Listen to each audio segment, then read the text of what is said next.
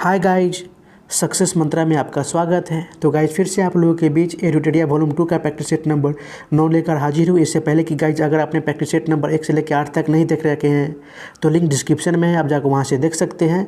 वैसे मैंने Bihar SSC third season के लिए स्पेशल प्रैक्टिस सेट चलाया है।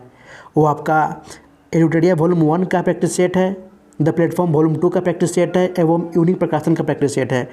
तो आप प्लेलिस्ट चेकआउट करके आप देख सकते हैं। गाइज इसमें कुल 70 प्रश्न को उत्तर जानने का प्रयास करेंगे। उससे पहले कि गाइज अगर आप इस चैनल पे पहली बार विजिट कर रहे हैं तो चैनल को सब्सक्राइब कर दीजिए एवं बेल आइकन को दबा दीजिए ताकि जब भी मैं ऐसी वीडियो अपलोड करूँ तो सबसे पहले नोटिफिकेशन आपके पास पहुँचे।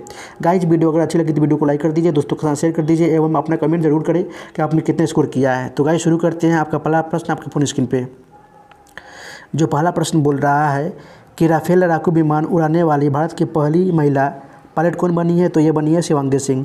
ऑप्शन सी इसका सही उत्तर हो जाएगा। शिवांगी सिंह जो कि वायुसेना की झांकी का हिस्सा बनने वाली दूसरी महिला लड़ाकू विमान पायलट बनी है। शिवांगी से पहले आपका पिछले साल फ्लाइट लेफ्टिनेंट भावना कंठ वायुसेना की झांकी का हिस्सा बनने वाली देश की पहली महिला लड़ाकू विमान पायलट बनी थी। तो आपका ऑप्शन सी सही उत्तर हो जाएगा, शिवांगी सिंह। अगला प्रश्न, निम्न में से कौन सा ग्रह सूर्य के सबसे नज़दीक है, तो यह है बुध ग्रह। ऑप्शन ए इसका सही उत्तर हो जाएगा, जो कि 8 ग्रहों में से सबसे छोटा और सूर्य के सबसे नज़दीक ग्रह है एवं इसका परिक्रमण काल लगभग 88 दिन होता है। अगला प्रश्न, मकर रेखा निम्न में से किस देश से होकर नहीं गुजरती, तो ये उरुग्वे देश से होकर नहीं गुजरती। ऑप्शन डी इसका सही उत्तर हो जाएगा। भूमध्य रेखा के दक्षिण में 23.5 डिग्री अक्षांश को मकर रेखा कहते हैं। आपका यह मकर रेखा Chile, Argentina, Paraguay, Brazil, Namibia, दक्षिण अफ्रीका, मोजाम्बिक, मेडागास्कर और ऑस्ट्रेलिया से होकर गुजरती है, जबकि उरुग्वे से होकर नहीं गुजरती। अगला प्रश्न, निम्न में से कौन आग्नेय चट्टान का उदाहरण नहीं है, तो ये स्लेट नहीं है। ऑप्शन डी इसका सही उत्तर हो जाएगा। आग्नेय चट्टान जो पृथ्वी की सतह पर या नीचे मैग्मा या लावा के ठंडे होने और क्रिस्टलीकरण के कारण विकसित होती है, आग्नेय चट्टानें कहलाती है।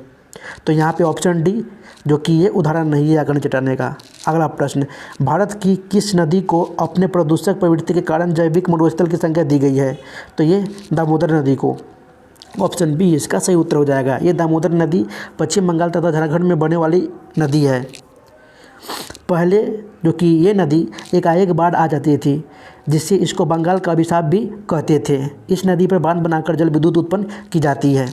अगला प्रश्न, हेमिस नेशनल पार्क भारत के किस राज्य या केंद्र शासित प्रदेश में है, तो ये लद्दाख में है। ऑप्शन बी इसका सही उत्तर हो जाएगा। वैसे जम्मू कश्मीर और हिमाचल प्रदेश में भी नेशनल पार्क यानी राष्ट्रीय उद्यान है। जम्मू कश्मीर में सलीम अली राष्ट्रीय उद्यान, दासीग्राम राष्ट्रीय उद्यान, किश्तवाड़ राष्ट्रीय उद्यान। हिमाचल प्रदेश में सिंबल बारा राष्ट्रीय उद्यान, खीरगंगा राष्ट्रीय उद्यान, पिन वैली राष्ट्रीय उद्यान तथा ग्रेट हिमालयन राष्ट्रीय उद्यान आदि है। अगला प्रश्न, भारत की सबसे बड़ी कृत्रिम झील कौन सी है, तो यह है गोविंद सागर। ऑप्शन बी इसका सही उत्तर हो जाएगा। यह सतलज नदी पर बने भाखड़ा नांगल बांध से निर्मित हुई है। विश्व की सबसे बड़ी कृत्रिम झील ये है करीबा झील। उकाई झील जो कि यह गुजरात ताप्ती नदी पर स्थित मानव निर्मित झील है। सुखना झील जो कि भारत के चंडीगढ़ में हिमालय के शिवालिक पहाड़ियों की तलहटी में स्थित एक सरोवर है। सांभर झील ये राजस्थान में स्थित है, जिसे हम सॉल्ट लेक भी कहते हैं। अगला प्रश्न, ग्रीष्म ऋतु में तीव्र आर्द्र हवाओं को काल बैसाखी के नाम से जाना जाता है, कहाँ पे, तो ये पश्चिम बंगाल में। ऑप्शन बी इसका सही उत्तर हो जाएगा। एवं इन हवाओं को पूर्वी भारत यानी पूर्वी आसाम के जो 7 सेवन सिस्टर राज्य हैं उसमें पूर्वी भारत में नॉर्थवेस्टर्न और पश्चिम बंगाल में काल बैसाखी के नाम से जानते हैं। अगला प्रश्न, निम्नलिखित में से कौन पूर्वी घाट की पहाड़ी नहीं है, तो ये हरिश्चंद्र नहीं है। ऑप्शन ए इसका सही उत्तर हो जाएगा। हरिश्चंद्र जो कि आपका ये पश्चिमी घाट की पहाड़ी है एवं यह महाराष्ट्र में स्थित है। पूर्वी घाट पहाड़ियाँ आपका ये नालमलाई, पालकोंडा, वेलिकोंडा आपका ये आंध्र प्रदेश में है। उसके बाद जवादी शिवाराय, पंचमलाई, सिरुमलाई आपका ये तमिलनाडु राज्य में है। वही शेषाचलम आपका ये तेलंगाना राज्य में अवस्थित है। अगला प्रश्न, कौन सा राज्य जुलाई 2022 में सेमीकंडक्टर नीति करने वाला पहला राज्य बन गया है? तो ये बन गया है गुजरात। ऑप्शन ए इसका सही उत्तर हो जाएगा, जिसकी नीति 2022 से 27 तक है। एवं इसके साथ ही गुजरात सेमीकंडक्टर्स के निर्माण के लिए कई तरह के प्रोत्साहन और सब्सिडी प्रदान करती है। एवं इसकी घोषणा 27 जुलाई 2022 को हुई थी। अगला प्रश्न, निम्न में से कौन एक ज्वारीय बंदरगाह है? तो ये है कांडला। ऑप्शन बी इसका सही उत्तर हो जाएगा। कांडला, तो यहाँ पे आपका उत्तर हो जाएगा ज्वारीय बंदरगाह आपका कांडला हो जाएगा। ऑप्शन बी इसका सही उत्तर हो जाएगा, जो कि यह मुक्त व्यापार क्षेत्र वाला बंदरगाह है। वही विशाखापट्टनम आपका यह प्राकृतिक बंदरगाह है।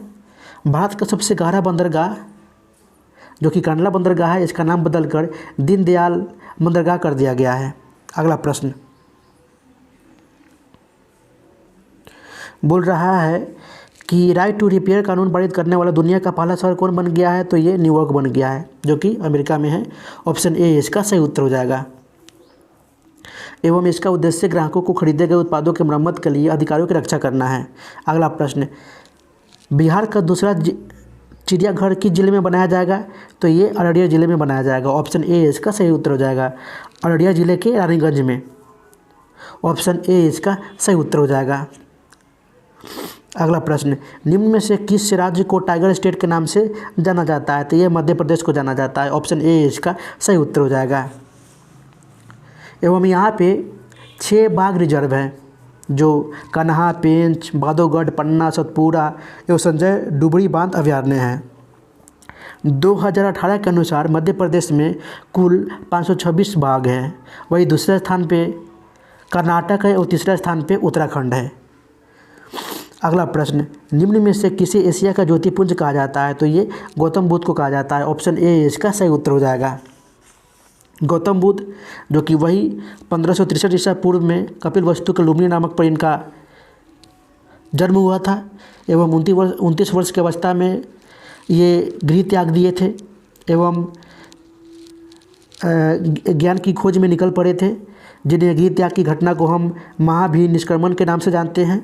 वाराणसी के समीप सारनाथ में उन्होंने प्रथम उपदेश दिया था एवं इसे बौद्ध ग्रंथों में धर्म परिवर्तन के नाम से जाना जाता है। एवं गौतम बुद्ध का निधन, जो कि 483 ईसा पूर्व में कुशीनगर उत्तर प्रदेश में हुआ है, जिसे बौद्ध ग्रंथों में महापरिनिर्वाण की संज्ञा दी गई है।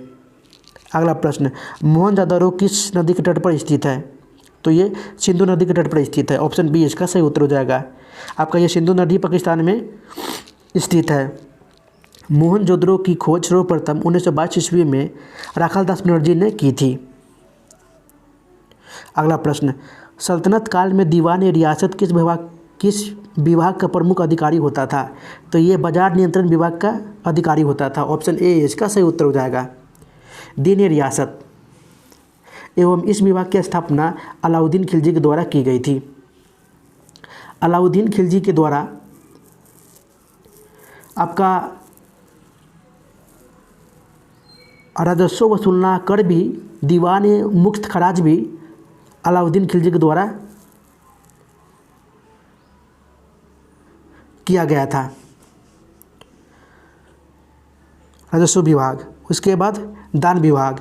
तो दान विभाग सदर उस सदुर, जो कि धर्म विभाग एवं दान विभाग का एक प्रमुख होता था।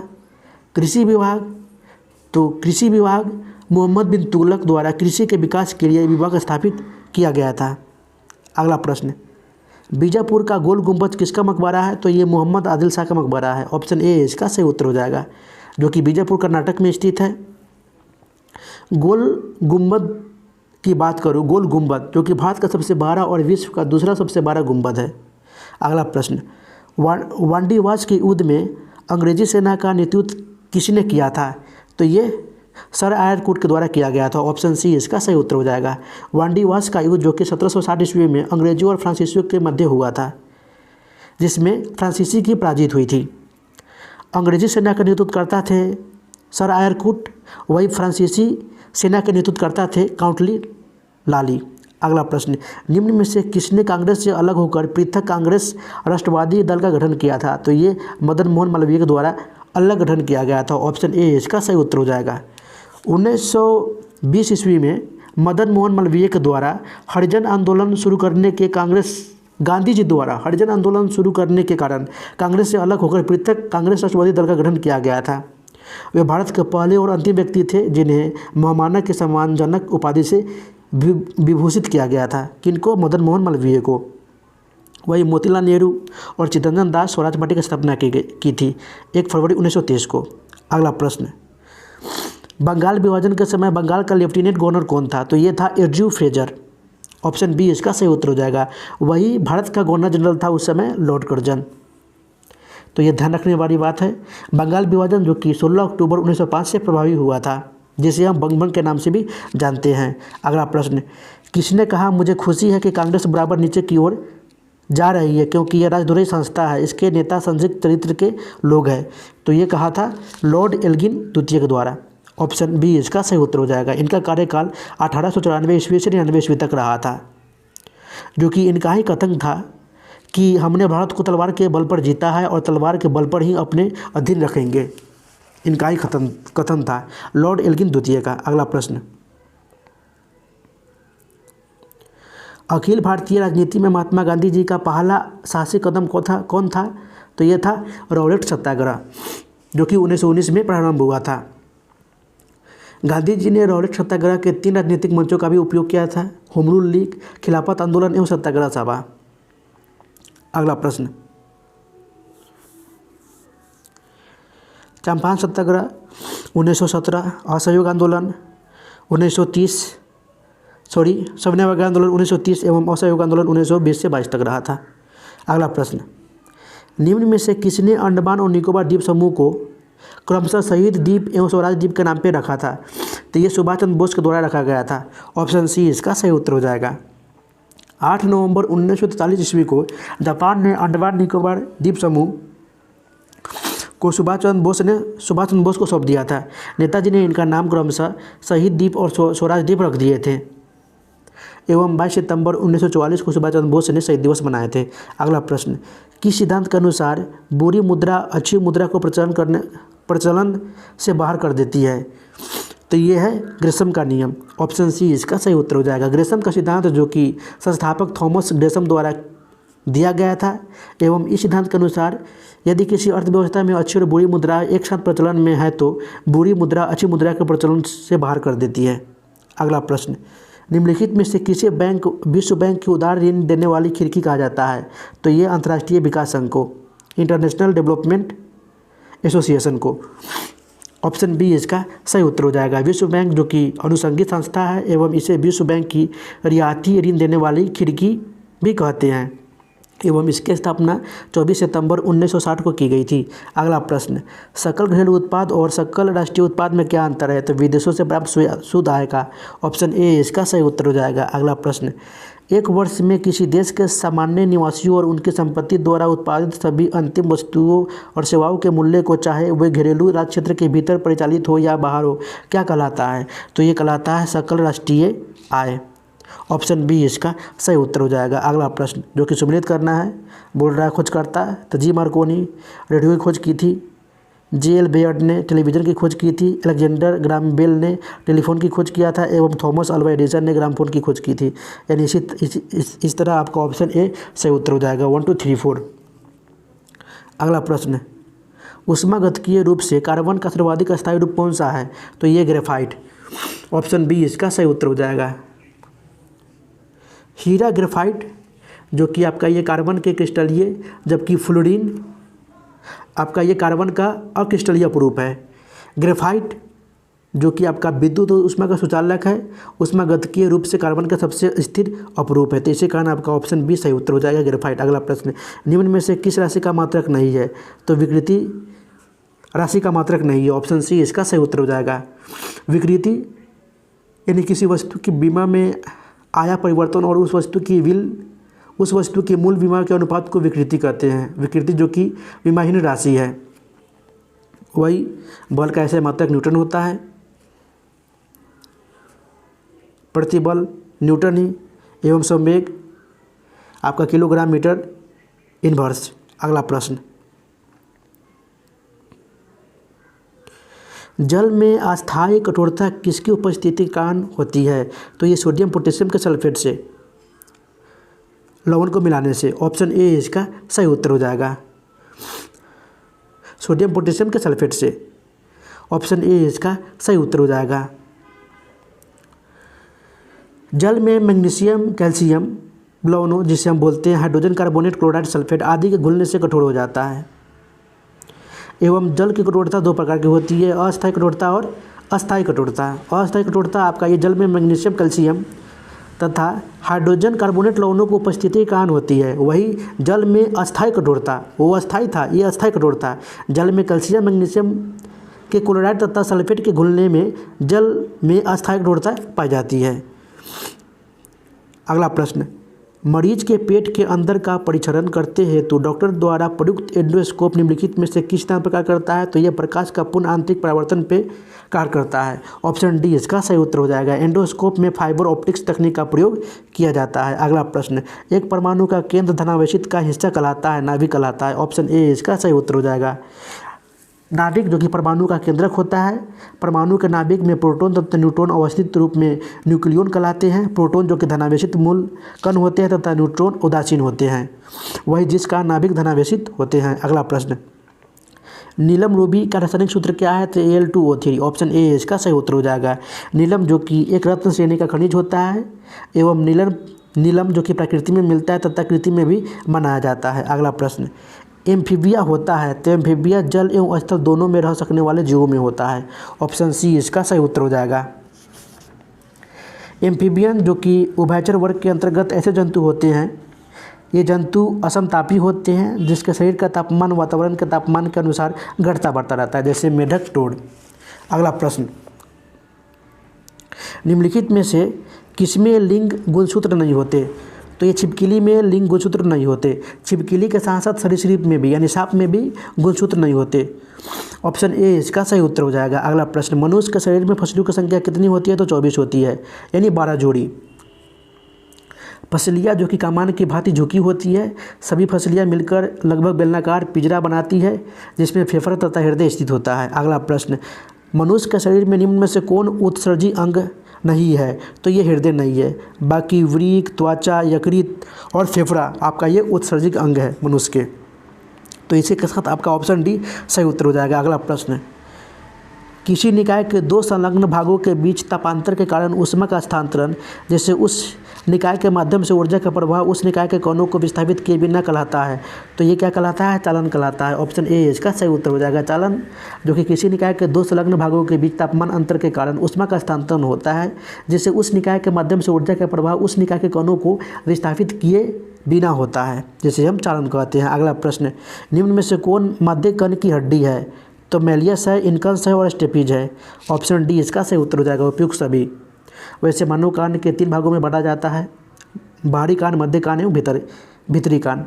तो यहाँ पे मध्य कान की 3 हड्डियाँ मेलियस, इनकस और स्टेपीज है, यानी उपयुक्त सभी सही उत्तर हो जाएगा डी। अगला प्रश्न, गर्भनाल में कितनी धमनियाँ होती है? तो दो धमनियाँ होती है और एक शिरा होती है। गर्भनाल जो कि गर्भनाल में 3 रक्त नलिकाएँ भी होती है। तो आपका ऑप्शन ए इसका सही उत्तर हो जाएगा 2। अगला प्रश्न है, सौर विकिरण की सबसे महत्वपूर्ण भूमिका है? तो ये जल चक्र है। ऑप्शन बी इसका सही उत्तर हो जाएगा, जो कि यह विकिरण जल चक्र को चालित करता है तथा जल का वाष्पीकरण करता है और सौर विकिरण द्वारा बर्फ का जल में द्रवीकरण होता है। अगला प्रश्न, राष्ट्रीय पर्यावरण अभियांत्रिकी शोध संस्थान नीरी अवस्थित है? तो ये नागपुर में अवस्थित है। ऑप्शन ए इसका सही उत्तर हो जाएगा। इसकी स्थापना 1958 में हुई थी। अगला प्रश्न, निम्नलिखित में शुरू हुए व्यक्तिगत सत्याग्रह के सबसे पहले सत्याग्रही निम्नलिखित में से कौन थे? तो ये थे श्री कृष्ण सिंह, दूसरा थे अनुग्रह नारायण सिंह। तो आपका ऑप्शन सी सही उत्तर हो जाएगा, जो कि व्यक्तिगत सत्याग्रह की शुरुआत 28 नवंबर 1940 को हुई थी। अगला प्रश्न, भारतीय संविधान के नीचे दिए गए कर्तव्यों में से किनको मौलिक कर्तव्य की श्रेणी में नहीं रखा गया है? तो ये आयकर का भुगतान करना ये मौलिक कर्तव्यों की श्रेणी में नहीं रखा गया है। ऑप्शन बी इसका सही उत्तर हो जाएगा, जो संविधान के भाग 4A में 11 मौलिक कर्तव्यों का उल्लेख किया गया है। अगला प्रश्न, निम्नलिखित प्रावधानों में से किसके अंतर्गत प्रत्येक पंचायत में अनुसूचित जातियों तथा अनुसूचित जनजातियों के लिए आरक्षण की व्यवस्था की गई है? तो अनुच्छेद है 243 के डी, ऑप्शन डी इसका सही उत्तर हो जाएगा। 73वें संविधान संशोधन जो कि प्रत्येक पंचायत में अनुसूचित जातियों तथा अनुसूचित जनजातियों के लिए अनुच्छेद 243 डी में आरक्षण की व्यवस्था की गई है। अगला प्रश्न, किस अनुच्छेद के तहत भारतवर्ष में 1975 में आपातकाल घोषणा की गई है? तो वैसे आपातकाल संबंधित 352 से 60 में उल्लेख किए गए हैं। तो यहाँ पे आपका ऑप्शन सी 352 सही उत्तर हो जाएगा, जो कि इसके अतिरिक्त अनुच्छेद 356 आपका कई राज्यों में आपातकाल की घोषणा समय समय पर की जा चुकी है। अगला प्रश्न, राष्ट्रपति निम्नलिखित में से किस कोष से किसी अप्रत्याशित खर्च के लिए धन दे सकते हैं?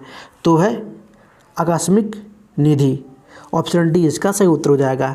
जो संविधान के अनुच्छेद 267 के तहत सरकार द्वारा आकस्मिक निधि की स्थापना की जाती है एवं यह निधि राष्ट्रपति या कार्यपालिका या सरकार के अधीन होती है। अगला प्रश्न, निम्न में से कौन सा एक संवैधानिक निकाय है? तो ये है नियंत्रक एवं महालेखा परीक्षक, ऑप्शन ए इसका सही उत्तर हो जाएगा, जो कि एक संवैधानिक निकाय है। वही आपका राज्य सूचना आयोग, केंद्रीय सत्कर्ता आयोग, लोकायुक्त आपका ये गैर संवैधानिक निकाय है। भारत के नियंत्रक एवं महालेखा परीक्षक जो कि भारतीय संविधान के भाग 5 द्वारा स्थापित एक प्राधिकारी है। अनुच्छेद 148 में सीएजी की नियुक्ति शपथ सेवा की शर्तों से संबंधित है एवं अनुच्छेद 149 जो कि भारत के नियंत्रक एवं महालेखा परीक्षक के कर्तव्यों और शक्तियों से संबंधित है। अगला प्रश्न, 9वीं एशियाई मंत्री स्तरीय ऊर्जा गोलमेज सम्मेलन 2022 की मेजबानी किस देश को सौंपी गई है? तो यह भारत को सौंपी गई है, ऑप्शन बी इसका सही उत्तर हो जाएगा। अगला प्रश्न, नीति आयोग का अध्यक्ष कौन होता है? तो यह प्रधानमंत्री होते हैं, ऑप्शन बी इसका सही उत्तर हो जाएगा। एवं वर्तमान में नीति आयोग के उपाध्यक्ष कौन है? तो डॉक्टर सुबन बेरी है। अगला प्रश्न, निम्न में से कौन सा मूल अधिकार केवल नागरिकों को प्राप्त है, विदेशियों को नहीं? तो अनुच्छेद है 15, ऑप्शन ए इसका सही उत्तर हो जाएगा। अनुच्छेद 15 के अंतर्गत केवल धर्म, मूल वंश, जाति, लिंग या जन्मस्थान के आधार पर विभेद का प्रतिषेध है। वही अनुच्छेद 15, 16, 19, 29, 30 के अंतर्गत प्राप्त मौलिक अधिकार केवल भारतीय नागरिकों को प्रदान किए गए हैं। अगला प्रश्न, स्थानीय संस्थाओं का प्रशासन कुशल इकाइयों के रूप में न होने का क्या कारण है? तो ये है अपर्याप्त धन, ऑप्शन बी इसका सही उत्तर हो जाएगा। अगला प्रश्न, भारतीय संविधान में संशोधन प्रक्रिया किस अनुच्छेद में दी गई है? तो अनुच्छेद 368 में दी गई है, ऑप्शन सी इसका सही उत्तर हो जाएगा। अगला प्रश्न, बेटन कप किस खेल से संबंधित है? तो ये हॉकी से संबंधित है, ऑप्शन ए इसका सही उत्तर हो जाएगा। वही डुरंड कप फुटबॉल से संबंधित है, रणजी ट्रॉफी क्रिकेट से संबंधित है तथा विजय हजारे ट्रॉफी क्रिकेट से ही संबंधित है।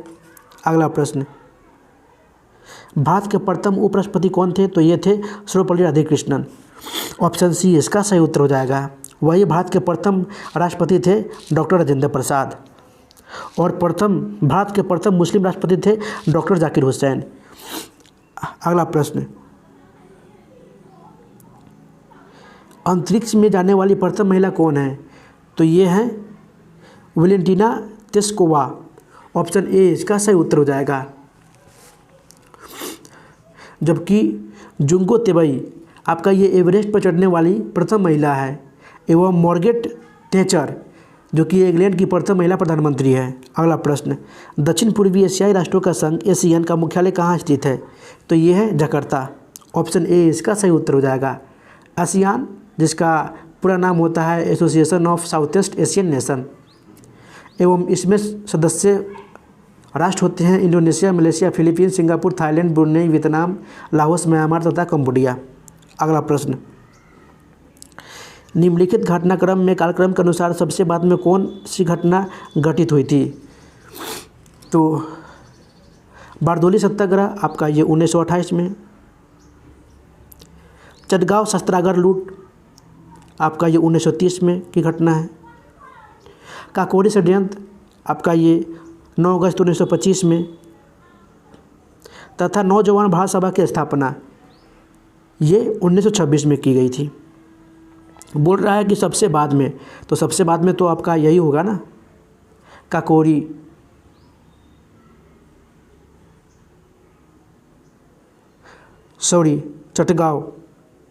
चटगांव शस्त्रागार लूट यानी 1930 वाला, ऑप्शन बी इसका सही उत्तर हो जाएगा। अगला प्रश्न, फिलीपींस की मुद्रा, तो फिलीपींस की मुद्रा पीसो है। ऑप्शन ए इसका सही उत्तर हो जाएगा। एवं इसकी राजधानी मनीला है। वही दक्षिण कोरिया की मुद्रा वान है एवं उत्तर कोरिया की मुद्रा भी वान है। अगला प्रश्न, पेरिस किस नदी किनारे बसा है? तो पेरिस सीन नदी किनारे बसा है। ऑप्शन ए इसका सही उत्तर हो जाएगा। वही टेम्स आपका ये लंदन जो कि टेम्स नदी किनारे बसा हुआ है, और बुडापेस्ट डेनूब नदी किनारे बसा हुआ है, एवं हंगरी आपका ये डेनूब नदी किनारे बसा हुआ है। अगला प्रश्न, राइन, तो राइन आपका ये जर्मनी राइन नदी किनारे बसा हुआ है। अगला प्रश्न, नाल्को एल्युमिनियम कंपनी किस देश की सहायता से स्थापित हुआ है? तो ये इटली की सहायता से स्थापित हुआ है। ऑप्शन बी इसका सही उत्तर हो जाएगा। एवं इसकी स्थापना 1965 में हुई थी।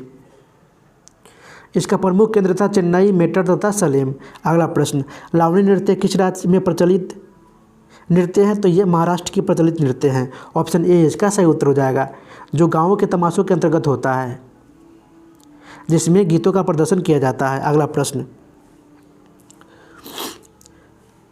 अक्टूबर 2021 में 38वां एवं 39वां आसियान शिखर सम्मेलन की अध्यक्षता किस देश ने की है? तो ये ब्रुनई के द्वारा की गई है। ऑप्शन ए इसका सही उत्तर हो जाएगा। एवं इसका आयोजन वर्चुअली किया गया था।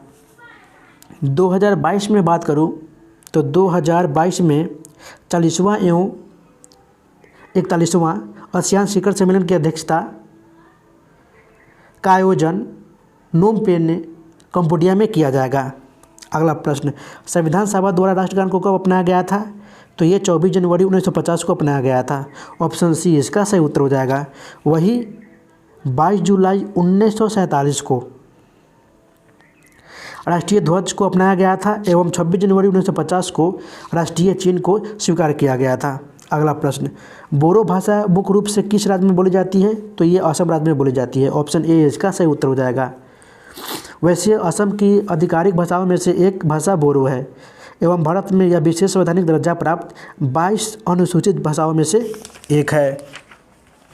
अगला प्रश्न, निम्नलिखित में से कौन रबी फसल नहीं है? तो यह मूंगफली नहीं है, जबकि जौ, गेहूं, सरसों आपका ये रबी फसल है। रबी फसल की बुआई जो कि अक्टूबर और नवंबर में की जाती है और मार्च अप्रैल में काट ली जाती है। अगला प्रश्न, 1992 ईस्वी में सबसे कम उम्र में पद्म भूषण पुरस्कार पाने वाले शास्त्रीय नृत्यांगना निम्नलिखित में से कौन थी? तो ये थी सोनल मानसिंह। ऑप्शन ए इसका सही उत्तर हो जाएगा।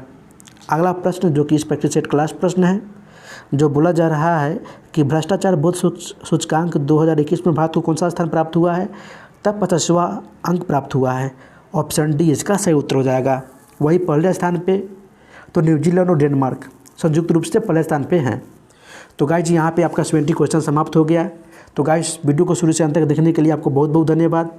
अगर आप इस चैनल पे पहली बार आए हैं तो चैनल को सब्सक्राइब कर दीजिए एवं बेल आइकन को दबा दीजिए, ताकि जब भी मैं ऐसी वीडियो अपलोड करूँ तो सबसे पहले नोटिफिकेशन आपके पास पहुँचे। तो गाइज फिर मिलते हैं नेक्स्ट वीडियो में, तब तक के लिए गुड बाय, जय Hind, take care of yourself.